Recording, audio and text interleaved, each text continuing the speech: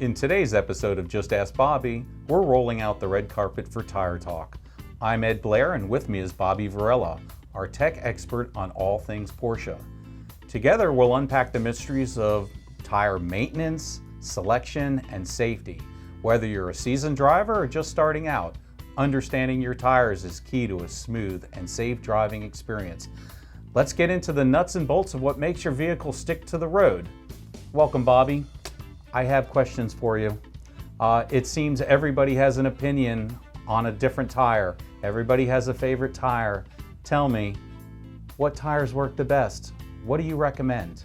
Tires that are being used by Porsche are selected actually by them. So what I mean by that is they tell the tire manufacturer what they want, and the tire manufacturer then delivers it to them. So you will see on the side of your newly purchased Porsche, on the tire will have an NO rating. That N rating represents tire recommendations by Porsche. So the top 3 tire companies that have the most tech are Michelin, Pirelli, and Bridgestone. Reason being is because they're the ones that have their hands in on motorsport, and they are the ones that are the tire manufacturer sponsor. So you will see the most data and tech from Formula One and motorsport being put into tire technology. Is there one advantage over one of these tires? Is one better than the other? In my eyes, being in the industry, absolutely, yes. The tire that is currently the Formula One tire sponsor, that's the best tire. Okay, I see. And also, there's also a lot of questions regarding tire pressures. Whether you're on the track, whether you're in the mountains, whether you're just tooling around town. I know that there are so many different types of Porsches out there, so many different iterations within any given calendar year. What are the suggested tire pressures we should be driving with? So that's a really good question because a lot of people don't know, but you know, it's actually a simple answer. It's actually on a sticker on your car. It's either going to be next to the VIN plate or it's going to be in the gas flap. When you pull the gas flap open, it's going to have recommendations of tire pressures that the manufacturer recommends.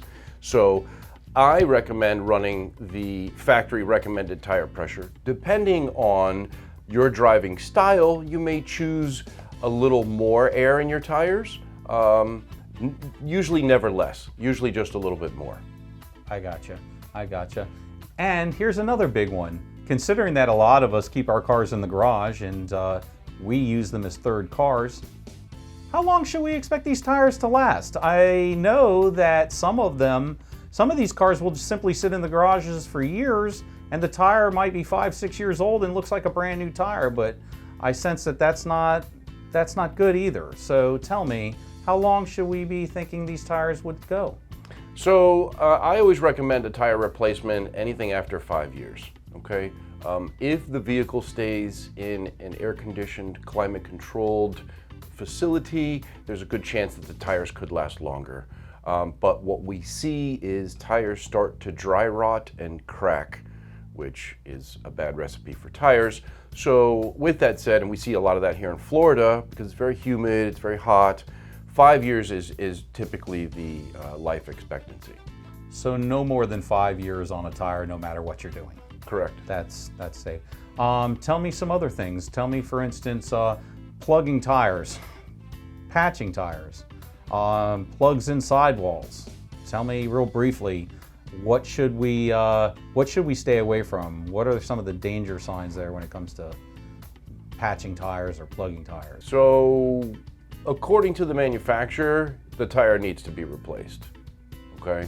No nails or screws. No nails, no screws. You've compromised the tire, okay?